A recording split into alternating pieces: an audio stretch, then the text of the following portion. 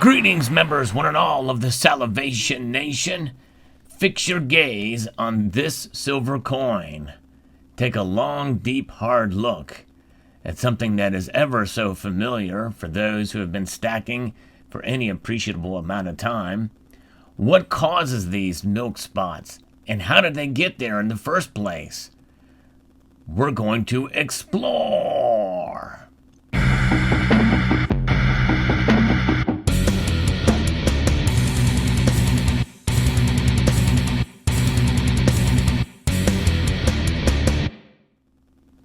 Indeed.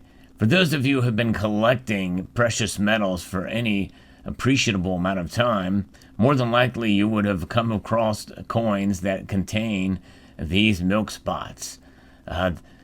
Even some of the collector coins, there has been some cases of milk spotting that have occurred there, but it's a relatively recent phenomenon.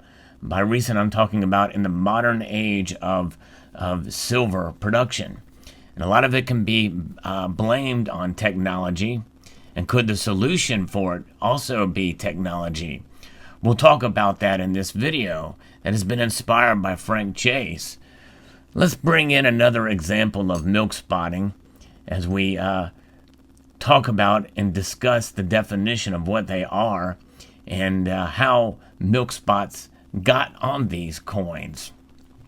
So milk spotting is, as you can see, these horrible, blotchy, white, creamy spots that appear on coins, sans the calcium and the good taste of milk.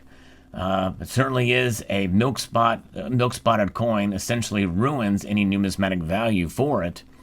But in most cases, bullion coins, such as you see here, are essentially traded just as such, as bullion coins. Because they're government-issued bullion, they tend to be a little bit more liquid, but the milk spotting does not take away from their value. However, if you were to take and resell these coins to a local coin dealer, they may be hesitant to take them because more likely people want beautiful bullion to look at. But even if you take and scratch these coins or scuff them up or knock them against each other, typically it's not going to affect the value that much because it is just bullion.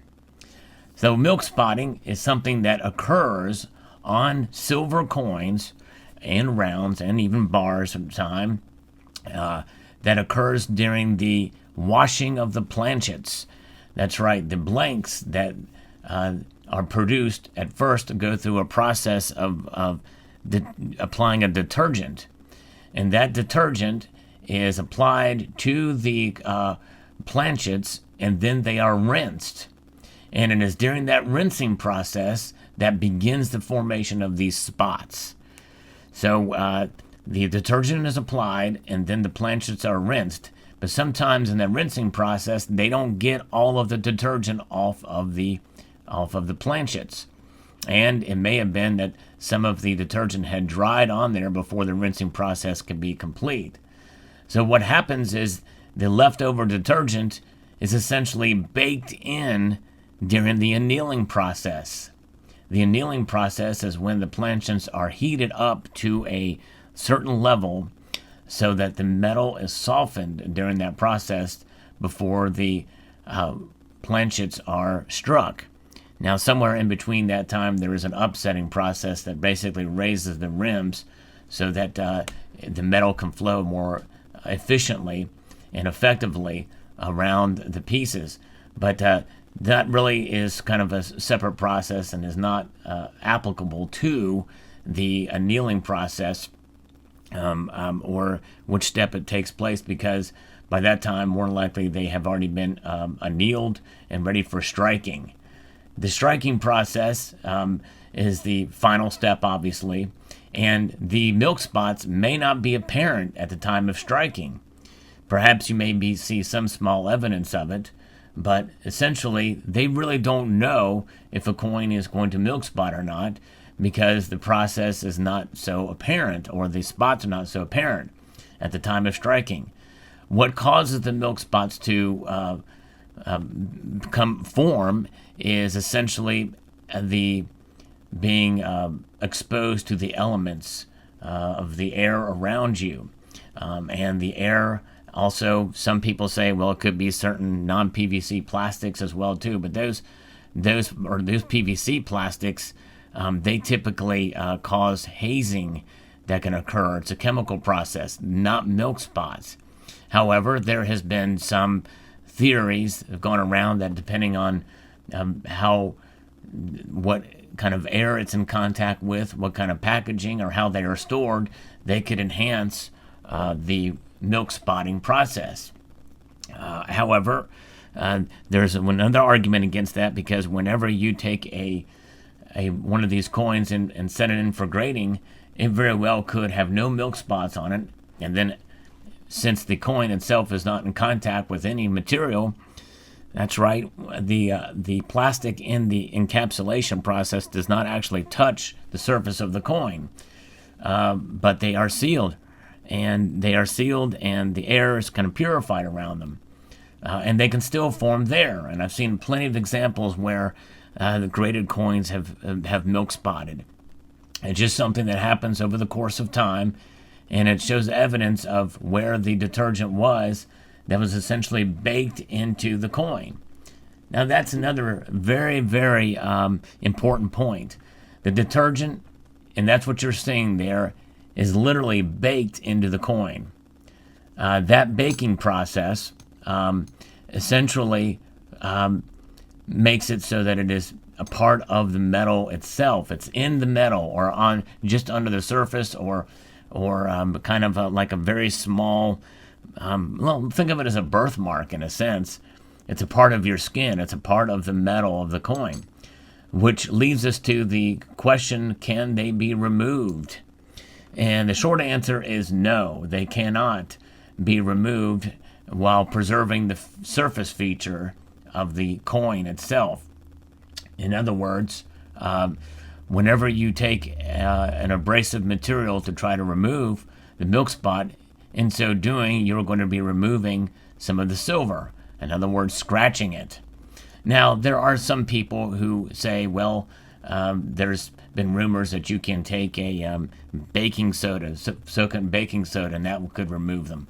I've also heard people talk about using silica gel packs and exposing them to that. I actually did a experiment with that. It does not work. Silica gel packs don't work. The only way to get rid of milk spots that I know of, and I've actually shown a video demonstrating this process, is to take a soft eraser. But you can obviously use a hard eraser too, but that's going to definitely have more noticeable scratches. But even using a soft eraser on these coins with the milk spots is going to cause abrasions on the coins. So then the next question is going to be, well, why are they so common? And why are they on some coins and not other coins? Well, even some of the latest coins from the U.S. Mint have milk spots on them. You can see a little bit of it here. On this coin, has 2021 Type 2 Silver Eagles, has some milk spots, and those milk spots, by the way, are kind of masked in a sense from the matte finish on the Eagles. But you can see when you turn it in a certain way, the milk spots become quite evident. So they are on even the newest of the coins from major mints. This is a 2022 Britannia. You see that big ugly milk spot right there? So they're still there. Now, you don't see them too much on older bullion coins. This is a privately issued round from the American Prospector. There is some hazing and stuff on here just from being inside of a capsule, but really there is no definable milk spots. Hazing and fingerprint residue looks different. It does have quite a defined edge to it, and you can kind of see that on this coin, a little bit of the hazing. That's from 1985. Here's one from 2012 that essentially avoided all of, this is a generic buffalo round, and it avoided pretty much any instance of milk spotting that I can see. Maybe somewhere towards the buffalo's head, but I don't think that's more hazing than it is a milk spot. So there are silver products out there that are devoid of it, but a lot of the modern stuff is. So The reason why they occur, and you will see it on almost every instance, you're going to see milk spots occur on mass-produced bullion products. Mass-produced, that's the key here, folks. Coins that are just struck to meet demand. And that is the case certainly with the Eagles, with the Kangaroos, and the Britannias. The Kangaroos are the cheapest bullion product that the Perth Mint makes. And so they're pumping these things out like crazy.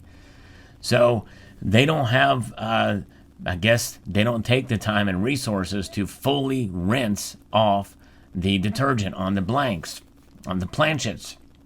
And so that leaves, sets up the perfect scenario and the perfect environment for milk spots to form. So my guess is it probably would be an expensive process to fully rinse these milks or this detergent off. And so they just don't have the time to do it. Is my guess is what causes them. It was a huge problem for the Royal Canadian Mint, such that it caused that they actually took action, and for 4 years they developed this mint shield technology to get rid of milk spots on Royal Canadian Mint maple leaves. They have succeeded. That process was completed. And in 2018, the first bullion coins produced had no milk spots. In fact, they don't promise that 100% of them will be spot free, but I have yet to this day, out of any Royal Canadian Mint product produced since 2018, I've not seen any milk spots there.